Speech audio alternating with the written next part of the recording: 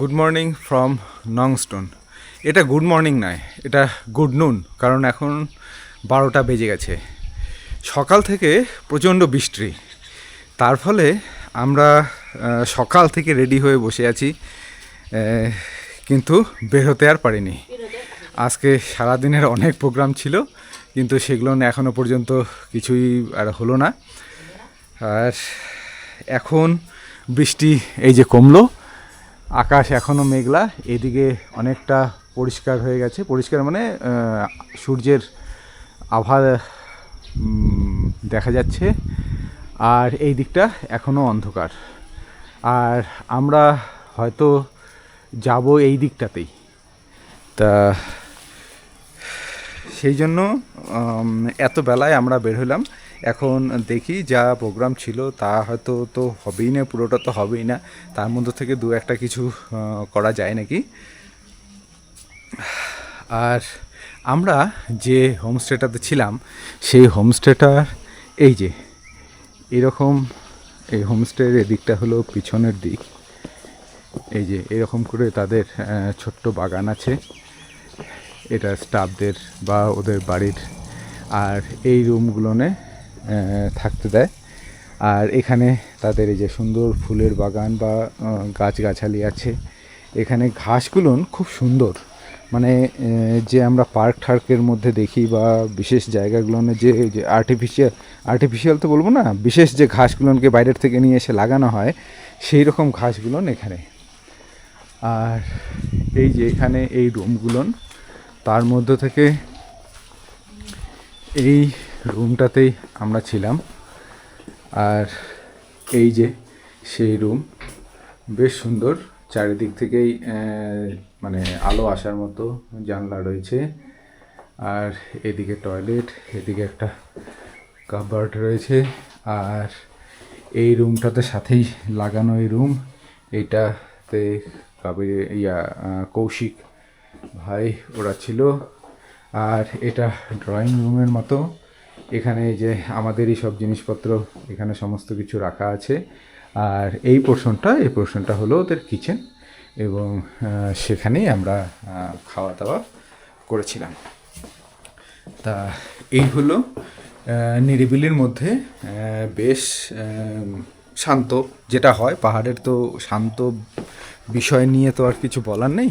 কালকে রাত্রিবেলায় শুধুমাত্র ঝিঝি পোকার মানে পোকারদের ডাক, ঝিঝি পোকার ডাক এবং যে প্রাকৃতিক যে শব্দগুলো পোকাদের, সেটাই একমাত্র শোনা যাচ্ছিল। আর এখানে অর্কিড আছে অনেক, তার মধ্যে থেকে এই যে কি সুন্দর এই যে অর্কিডগুলো ফুলে আছে। আর এখানে এরকম আরও অনেক গাছ আছে, এই যে ফুলের গাছ আছে, এই যে এখানে আঙ্গুরের গাছ, রাবারের গাছ, এরকম অনেক গাছ আছে। এটাও নংস্টোন, এটা আমরা একটা সাইডে বা একটু মানে একদিকে আছি। আর এই যে এই দিকে যেটা দেখা যাচ্ছে, এই যে দূরের যে পাহাড়, মানে পাহাড়ের মধ্যে যে বাড়িগুলো দেখা যাচ্ছে, সেগুলোই হলো নংস্টোন। তাহলে এখন আর দেরি না করে আমরা এখান থেকে বেরিয়ে পড়ছি, এরপর একবারে রাস্তায় দেখা হবে। আমরা আস্তে আস্তে এই শহরের একদম নিচে ভ্যালিতে, মানে নদীর বেডে নামবো। আর তারপর আবার এখান থেকে আমরা উপরের দিকে উঠে সেই হাইওয়েটাতে গিয়ে উঠবো। আর কালকে আমার যে সাইলেন্ট মানে বাইকের যে সাইলেন্সারের যে মাফলারটা বলে, বা উপরে যে ছোট্ট প্লেটটা থাকে, হিট প্রোটেক্টরটা, সেই প্রোটেক্টরের 2 নাম্বার যে স্ক্রুটা, সেটা খুলে যায়, মানে হারায় যায়। তারপর সেটা পুরো Zhang Zhang Zhang Zhang Zhang Zhang Zhang Zhang করে শব্দ করতে থাকে। তা পরে আজকে হোটেল থেকে বের হয়েই একটা দোকান পেয়ে গেলাম, সেখান থেকে ওরা স্ক্রুটা লাগিয়ে দিল। এটাই নংস্টোন শহরের সিটি সেন্টার, বা একদম শহরের প্রাণকেন্দ্র। এই যে মার্কেট কমপ্লেক্স, তারপরে এই জায়গাটা তো পুরোটা ওদের ট্যাক্সি স্ট্যান্ড, পুরোটা মানে পুরোটা এরিয়াটা। আর এই দুই সাইডেই এই যে মার্কেট।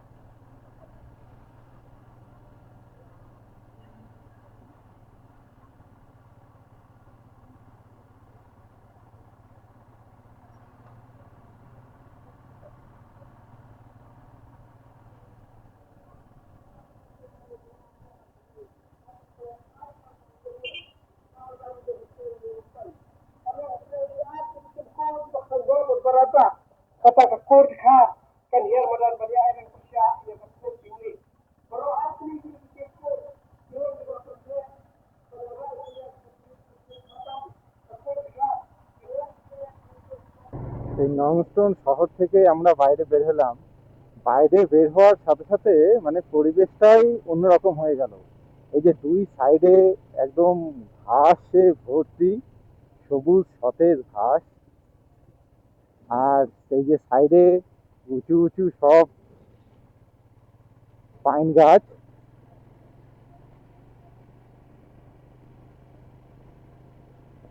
আর এখন এই দিক দিয়েই আমাদেরকে যেতে হবে। এই জায়গাগুলো বছরের এই বেশিরভাগ সময়, বিশেষ করে আবার বর্ষার সময় একেবারে অন্য রূপ ধারণ করে।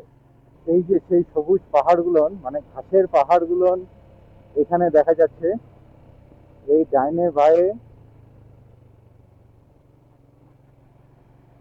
এই ঘাসের পাহাড়গুলো রয়েছে, এর মাঝখান দিয়েই আমরা যাচ্ছি।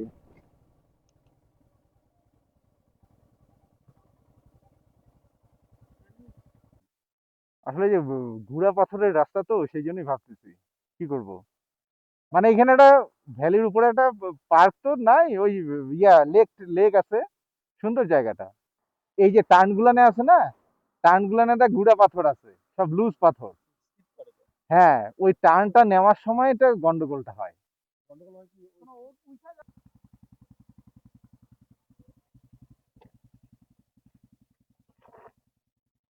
এ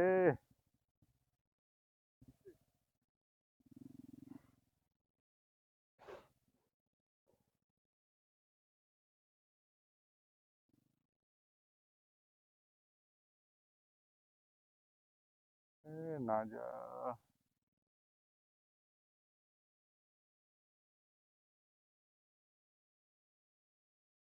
আরে ছেড়ে দে অত কিছু হলে।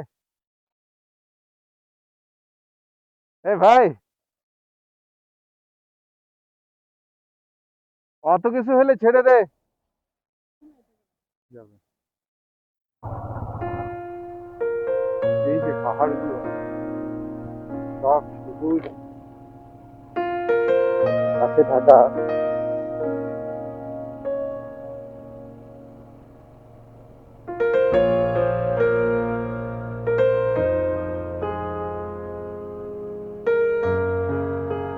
ওহ, এই যে সামনের পাহাড়টা,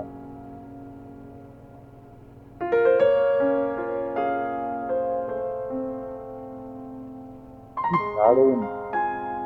ঘাসগুলো একদম মনে হয় ভেলভেট বা পশমের মতো।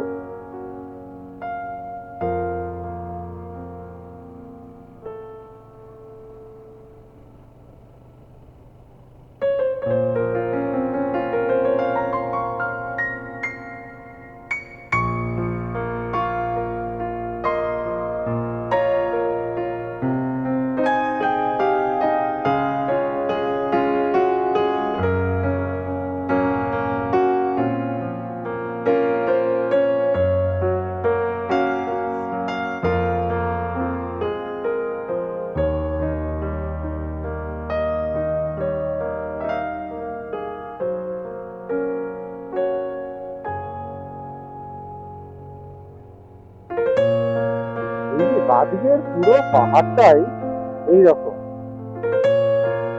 একদম সুন্দর ঢেউ খেলানো। এই যে গোটা পাহাড়টা,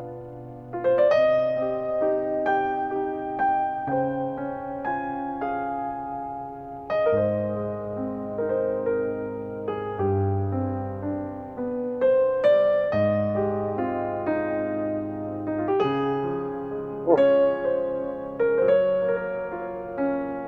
কি দারুণ! কিন্তু এই যে পাহাড়গুলোর উপরে এখন এই যে কনস্ট্রাকশন হচ্ছে, তার ফলে এর যে প্রকৃত সৌন্দর্য, সেই জিনিসটা আস্তে আস্তে নষ্ট হয়ে যাচ্ছে। এখান থেকে আর অল্প একটু উপরে উঠেই ডান দিকে আমরা সেই হাইওয়েটা, মানে বড় রাস্তাটা পেয়ে যাব। তারপর সেখান থেকে আবার আমাদের ডান দিকে দেখতে হবে। এই যে মোড়টার মধ্যে আমরা চলে আসলাম। এইবার এই যে হাইওয়েটা আমরা ধরলাম এখন।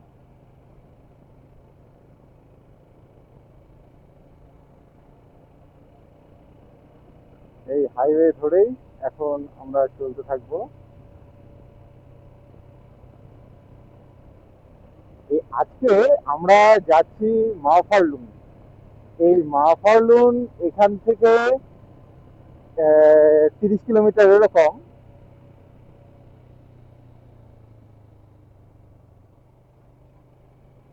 সেই মাওফারলুন যাওয়ার সময় রাস্তার মাঝখানে এরকম দু একটা স্পট বা জায়গা পড়ে। সেই জায়গাগুলো তো যে একটা তো দেখাই হলো না, গেলাম সেই জায়গাটার যে রাস্তাটা বেশ স্টিপ স্টিপ এবং গুঁড়ো পাথরে ভর্তি।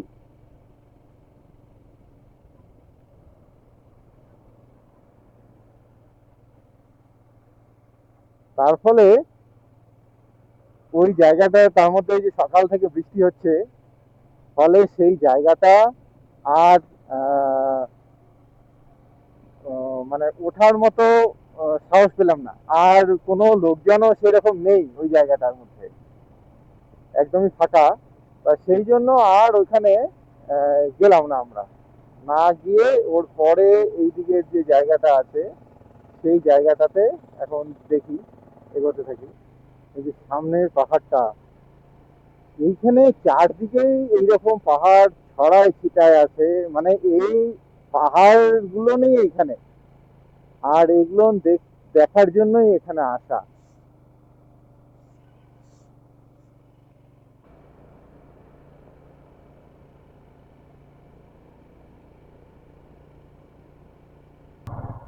দেখি এটা বোধহয় ওই দিক দিয়ে যেতে হবে, এটা ওই দিক দিয়ে যেতে হবে।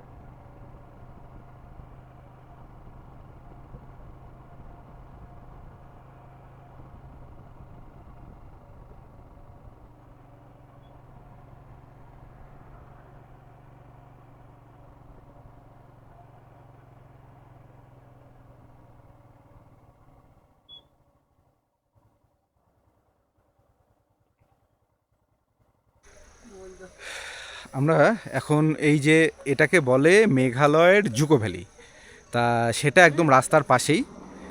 এই যে গেল হাইওয়ে, এইখানে রাস্তা আমাদের বাইকগুলো রেখে আমরা এখানে চলে আসলাম। আর এই যে জায়গাটা, মানে কি বলবো, মানে দারুণ, মানে দারুণ। পুরোটাই যে সাদা ঘাসে ভর্তি, মাঝখানে একটা লেক, আর এই যে পুরো পাহাড়গুলো ঢেউ খেলানো, মানে কিছু বলার নাই। আর এখানে ঠিক সবুজ ঘাসের মধ্যে সাদা মানে গরুগুলোন, সেগুলো সব চড়ে বেড়াচ্ছে। এগুলোনের যে যে দাগগুলো যে আছে না, সেগুলো সব কিন্তু গরুর পায়ের দাগ। মানে এই যে চড়ে বেড়াইতে বেড়াইতে এই যে যে ছোটো ছোটো যে পদচিহ্নগুলান বা এই যে রেখাগুলান দেখা যাচ্ছে, সেগুলোন কিন্তু সব হলো গরু এই যে এইভাবে এইভাবে যেতে যেতে, দীর্ঘদিন ধরে যেতে যেতেই কিন্তু ওই রাস্তাগুলোন বা ধাপগুলোন তৈরি করছে। আচ্ছা, কোন জায়গাটায় যাবে ও? তা তোমার এই বুদ্ধিটা ভালো, আমাকে একটা ছোট চিরুনি আনতে হবে। এখন দেখি, এখন এখান থেকে আস্তে আস্তে আমরা উপরের দিকে উঠি। এখন এই যে টিলাটা আছে বা পাহাড়টা আছে, এর এই যে উপরের দিকে উঠছি, খাড়া মানে এই যে পাহাড়, আর এই যে নিচে হলো এগুলো। এই উপরের দিকে উঠে উপর থেকে এখন পুরো ভ্যালিটাকে দেখব। মানে কি বলবো, এখানে না আসলে এই জিনিসটা বোঝা যায় না যে কি দারুণ এখান থেকে জিনিসগুলো। এই যে ঠিক আমার পেছনে পুরো ভ্যালিটা এই যে দেখা যাচ্ছে। ও চারদিকে এই যে পেছনে এই যে এই দিকটা পুরোটা সবুজ, এই রাস্তাটা দিয়ে আমরা আসলাম। আর এখানে কিছু দূর পরপরই এরকম লেক আছে। ও ও কি দৃশ্য! দেখি এটার উপর উঠি।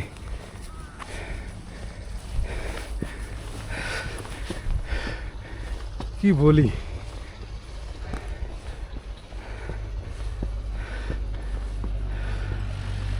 ও ও ওরে, ভাবা যায় না, কি বলবো, কোন দিক দিয়ে দেখাবো, কি দেখাবো।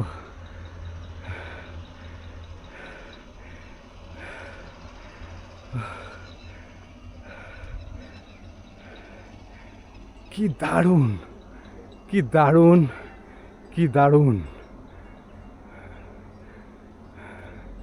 চারদিক, চারদিকে এই জিনিস। এই যে এদিকে লেক,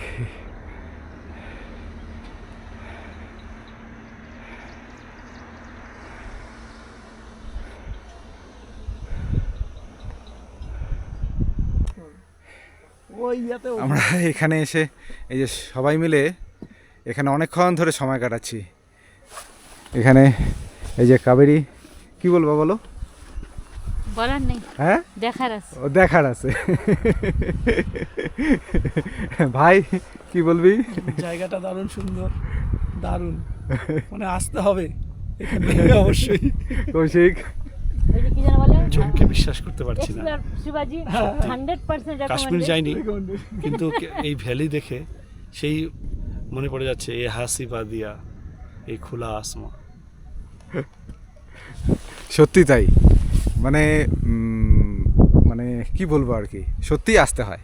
এটা ছবি তুলে নিয়ে গিয়ে এটার কিচ্ছু হয় না, আর এটার কিচ্ছু বোঝা যায় না। সেই জন্য এখানে আসতেই হবে, এটা উপভোগ করতেই হবে। ওয়েদারটা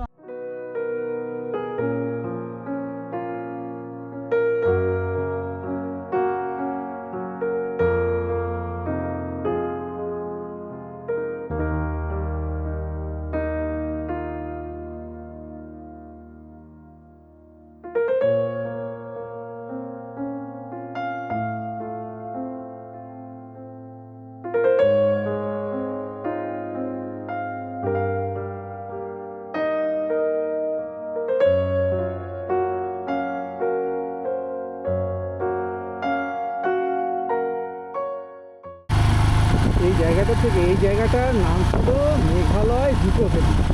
এই জায়গাটাতে এর আশেপাশে অনেকগুলো এইরকম ভিউ আছে, ভিউ পয়েন্ট আছে। মানে এক একটা টিলার বা পাহাড়ের মাথায় এক একটা করে ভিউ পয়েন্ট, তার এক একটা করে নাম আছে। এই যে যেমন এই যে সামনেই দেখা যাচ্ছে ওইটার একটা নাম আছে। এই যে এইদিকে বাঁ দিকে একটা আছে বোধহয়, সেইটার একটা নাম আছে।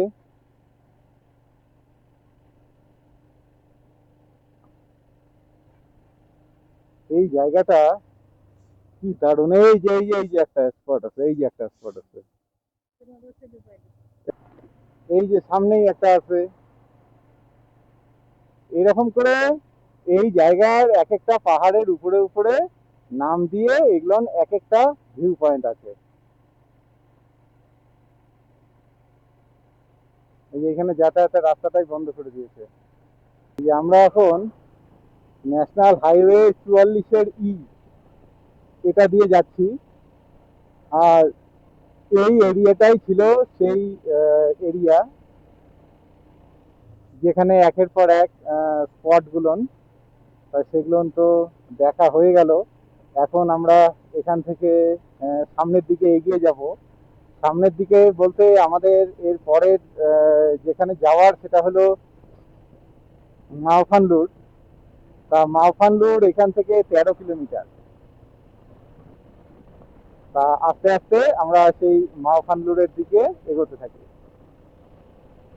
আসলে মেঘালয়ের বা অরুণাচল বা মেঘালয়, এই জায়গাগুলো এর ডেস্টিনেশন যতটা না সুন্দর, ডেস্টিনেশনের থেকে গোটা জার্নিটাই এখানকার উপভোগ্য। এখানে ডেস্টিনেশনে গিয়ে কোনো কোনো জায়গায় কিছু থাকে, কোনো কোনো জায়গায় আহামরি কিছু থাকে না। তার থেকে অনেক অনেক বেশি জিনিস এই মানে জার্নিতেই বা রাস্তাতেই, সেটা দুই পাশের যে সৌন্দর্য বা প্রকৃতির যে রূপগুলো দেখা যায়, সেটা দেখেই মন ভরে যায়। এই যে বাচ্চারা স্কুল থেকে ফিরছে, এই যে সব বাচ্চারা স্কুল থেকে ফিরছে। আজকে সকালে তো প্রচন্ড বৃষ্টি ছিল। কি সুন্দর এই রাস্তাটা। মোড় ঘুরতে ঘুরতেই মাঝে মধ্যে এমন সব দৃশ্য চোখের সামনে ফুটে ওঠে যে মন একদম ভরে যায়।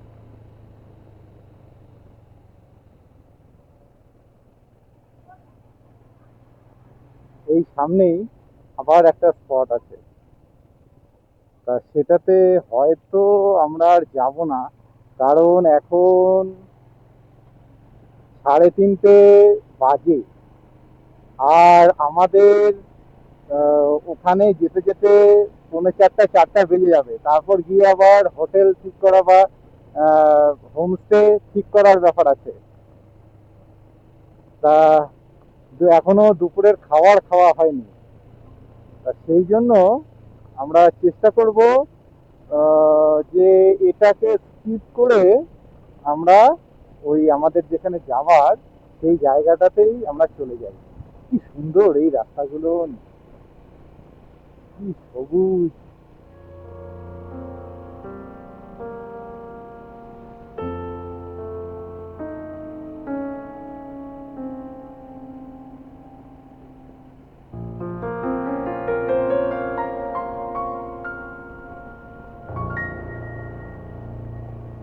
এই যে এই যে একটা স্পট, এই যে এইখানে একটা ছিল, এই যে এইখানে একটা ভ্যালি, এবং পুরোটাই এখানে খেতি জমি বা কৃষি জমি। আর এই যে স্টুডেন্টরা সব স্কুল থেকে ফিরছে।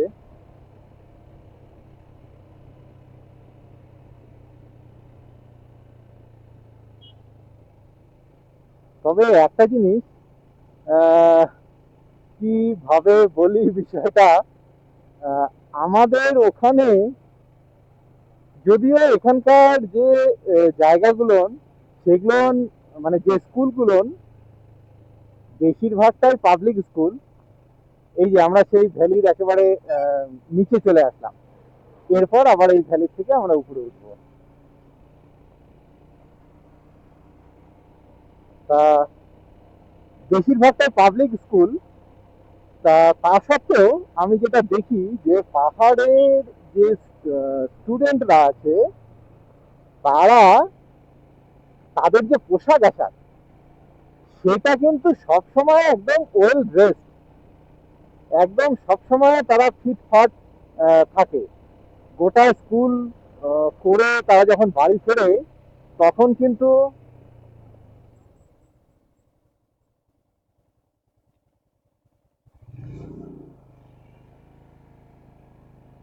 গোটা স্কুল করে তারা যখন বাড়ি ফেরে তখন কিন্তু তাদের যে পোশাক আশাক সেটা কিন্তু একদম সুন্দর অবস্থায় থাকে।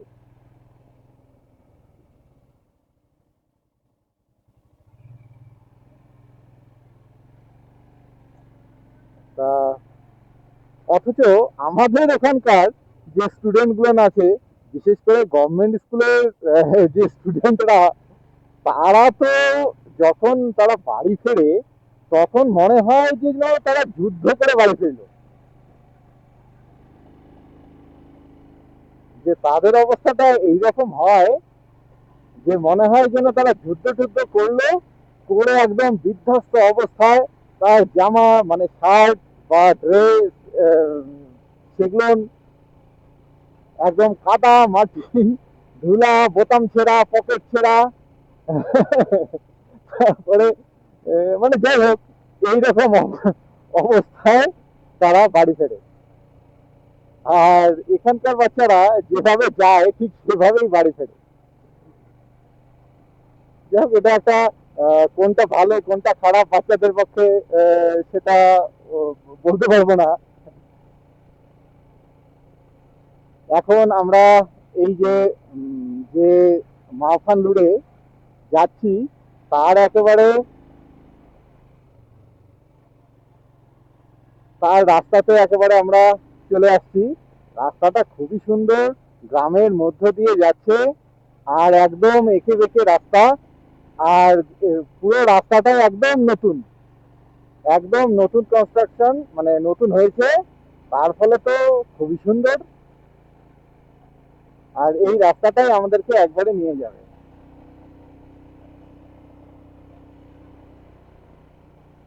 মাফান্ডুর এখান থেকে 3 কিলোমিটার।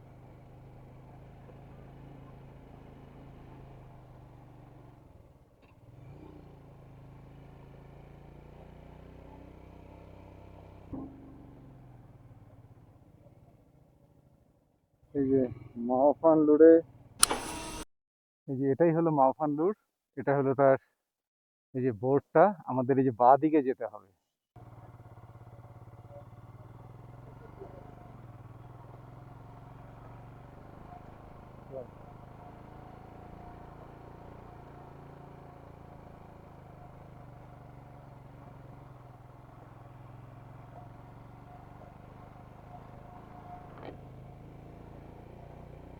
এইটা ঠিক ওই লেকের ধারটা পর্যন্ত, বা আমরা যে একটা হোমস্টে টার্গেট করেছি সেই হোমস্টেটা পর্যন্ত যাওয়ার এটা হলো রাস্তা। তা এখন দেখি গিয়ে যে সেটাতে কি খবর।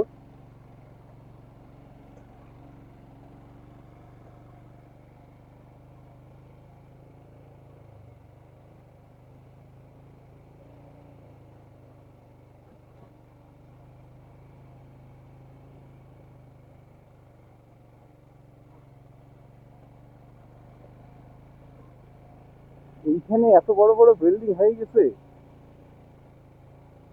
বাপরে বাপ।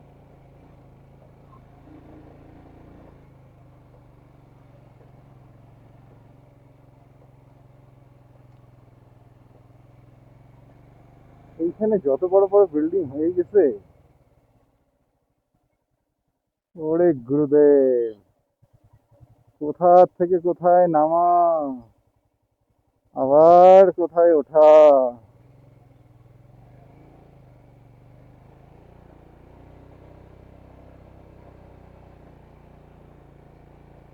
এই আমরা একবারে লেকের প্রায় ধারেই চলে আসছি, জায়গাটা দেখেও তাই মনে হচ্ছে।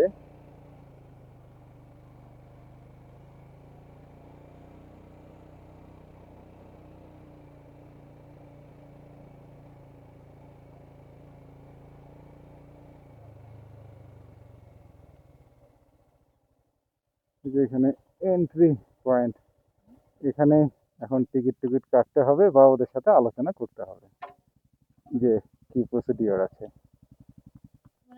এখানে আমাদের টিকিট কাটতেই লাগলো, এটা পার পার্সন 100 টাকা করে। এটা ভিতরে ঢুকে তুমি, এখানে অনেক কয়টা বিষয় আছে, যেমন বোটিং আছে, হোমস্টে আছে, তারপর রিসোর্ট আছে, তুমি যা খুশি করো, কিন্তু তোমাকে এখানে ঢুকতে গেলে তোমাকে আহ, মানে টিকিট কাটতেই হবে। যেমন অনেকখানে আছে, ভেতরে যদি কোনো এরকম হোমস্টে থাকে সেখানে তখন আর টিকিট কাটতে হয় না, মানে সে যদি রাত্রে থাকে সেখানে। কিন্তু এদের ক্ষেত্রে আর সেরকম না, এদের ক্ষেত্রে টিকিট কেটেই ঢুকতে হবে। এগুলো হোমস্টে। এই যে এগুলো এক একটা, এখানে এক একটা আছে, এর মধ্যে থেকে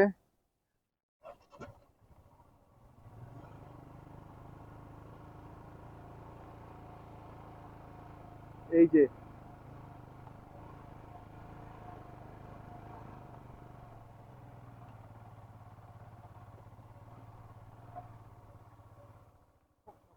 ওই যে ওইটা হলো গেট। গেট থেকে ঢুকে আমরা এদিক দিয়ে আসলাম, এদিক দিয়ে এসে আমাদের বাইকগুলোকে যে এখানে আপাতত রাখলাম, রেখে এখন আমরা এই যে কটেজটার দিকে যাচ্ছি। এই যে দূরের যে কটেজগুলো আছে সেগুলো হলো আমাদের, মানে সেই কটেজের উদ্দেশ্যে আসা। এখন দেখি যে সেটা কীরকম হয়, সেটাতে সব কিছু বনে কিনা বা পাওয়া যায় কিনা। তা এখন এই যে এইভাবে এখন যাচ্ছি। এই যে এটা হলো সেই কলসপত্রী, বা ওটা কি বলে, স্নেক কি যেন আর একটা লোকাল নাম আছে। এই যে গাছটা, স্নেক দিয়ে কি যেন একটা নাম আছে। প্রকৃতি কত সুন্দর করে বানিয়ে রাখে দেখো। এই গাছটা আছে না, এই গাছটা, এইটা কিন্তু কার্বন ডাইঅক্সাইড দেয়। তুমি এখানে বেশিক্ষণ দাঁড়িয়ে এই গাছটার সাথে এত কষ্ট হচ্ছে, কিন্তু এখানে এত অক্সিজেন, গাছেদের খাওয়ার কিছু নাই। গাছেদের জন্য এক্সট্রা করে কার্বন ডাইঅক্সাইডের গাছ রাখা আছে। এই যে এখানে মাছ মারতেছে, কি দারুণ জায়গাটা। মানুষ বেশি নাই,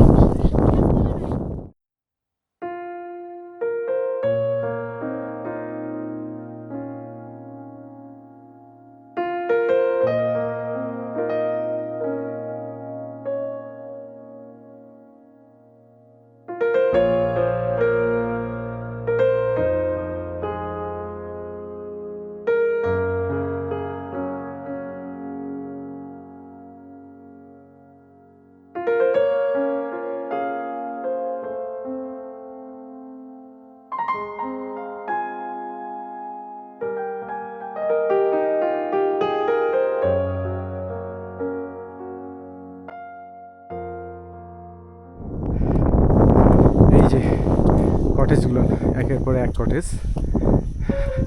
এখন দেখি এখানকার যদি ওদের সাথে সব কিছু মিলে যায় তাহলে হয়তো হতে পারে।